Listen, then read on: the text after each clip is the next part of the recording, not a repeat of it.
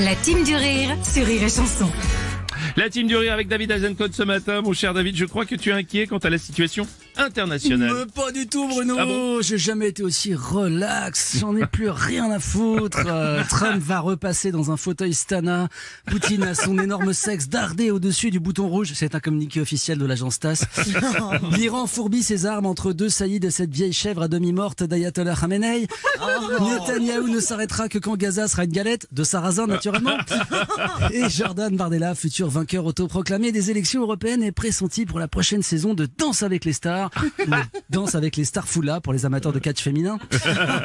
Non, franchement, on contrôle autant les choses que Gérard Larcher sa vessie, alors lâchons l'affaire. Ah oui, bon, ouais, ça commence quand même à péter en Amérique latine.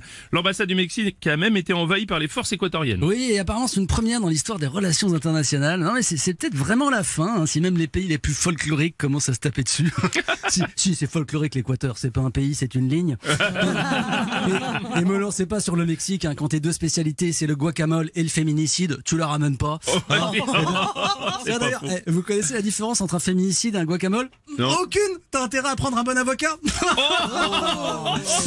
Allez, pas mal. Vous allez voir que le Liechtenstein va envoyer des ogives nucléaires sur la principauté d'Andorre. Il y aura un gros nuage radioactif plein de cigarettes et de vodka.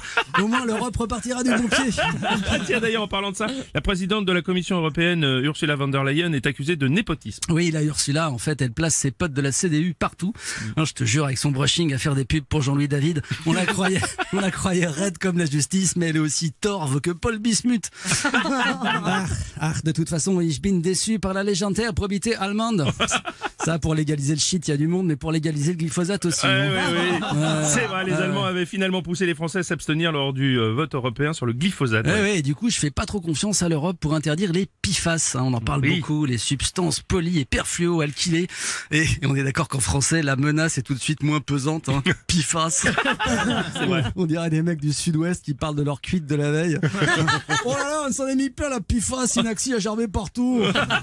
Des PFAS d'ailleurs, qui ont été partiellement interdites en France lors d'un vote à l'Assemblée nationale. Partiellement. Ouais, faut dire qu'ils venaient d'être retrouvés dans les cheveux de tous les députés testés, ce qui a visiblement ébranlé des députés Renaissance et même Horizon, le parti d'Édouard Philippe. Alors que s'il y en a bien qui risque pas d'avoir des résidus chimiques dans les cheveux, c'est lui. Hein. Oh, ça va.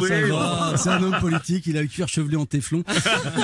Téflon qui, grâce à un lobbying intense de l'entreprise Seb, c'est pas bien que bourré de PFAS, est exclu de l'interdiction. Ouais, et pourtant, s'il y a bien un truc qui aurait dû énerver les macronistes, c'est les ustensiles de cuisine, vu leur passif avec les casseroles. Allez, n'oubliez pas, PFAS ou pas, ça sert à rien de se faire des cheveux. C'est bientôt la 3e guerre mondiale, bordel! Bah oui, bien sûr. Allez, c'est la team du rire avec David Azencott. La team du rire.